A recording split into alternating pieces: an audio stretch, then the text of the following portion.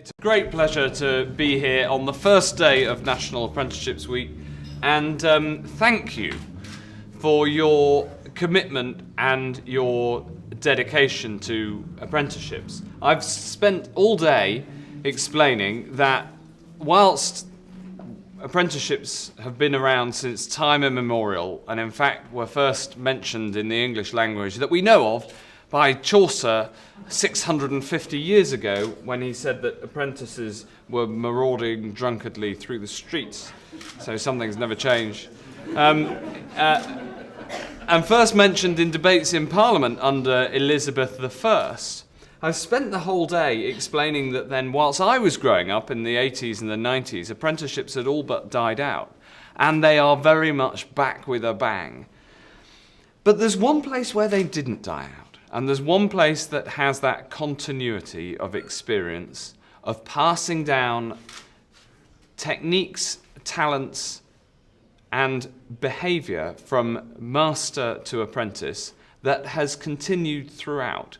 And that, of course, is in our very best manufacturing and engineering companies. Companies like Rolls-Royce, which are the Rolls-Royce of the apprenticeship system.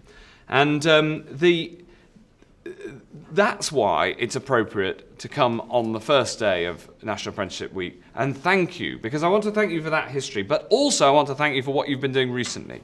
Because we said that we wanted to make the apprenticeship system more rigorous and more responsive to the needs of employers. This itself was having listened to concerns of employers who said the training isn't quite what we want, it isn't quite what we're looking for, but we have to do it in order to get the funding. And while, of course, there are very important transferable skills, not least English and maths, embedded in every apprenticeship, we've got to make sure that the training that happens reflects what you need, and that if it doesn't, we don't go away and redesign the training and bring it back to you and say, well, here you've got a new set of training. Rather, we put the pen in your hands. And the automotive sector and the aero sectors have come together like never before in order to draft those standards. And I think that the standards that have been agreed on, which are only 2 pages long, maximum, are an extremely powerful description of the competence you need to be a successful apprentice in those 2 sectors. But the more important than me thinking that, given that I've never actually worked in the aero or the auto sectors, is that you think that, and this comes from employers themselves. And where you compete vigorously and some might say occasionally aggressively in the products that you sell, you've collaborated on skills to bring about a shift in our economy from one where it's easy to poach or hire from overseas to one where we grow our own and we train our own, and everybody does it, so there's no comparative advantage, no competitive advantage to not training, and that is the shift that we're trying to bring about.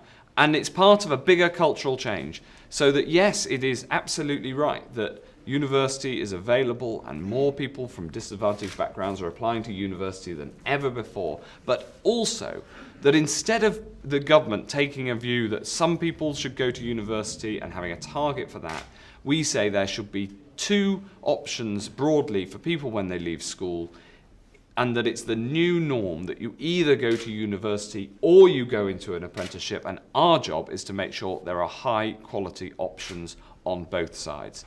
But we can't do it without you, because employer-based training can only be done with employers. It makes it quite a challenge sometimes.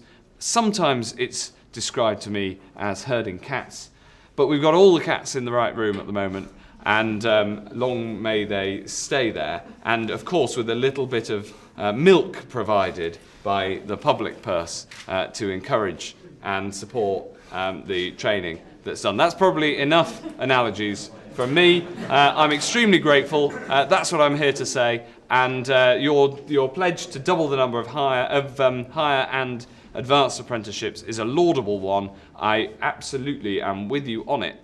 And I hope to be able to come and speak at a platform like this in a few years' time and congratulate you on achieving it. So thank you, all power to your elbow, and keep up the good work.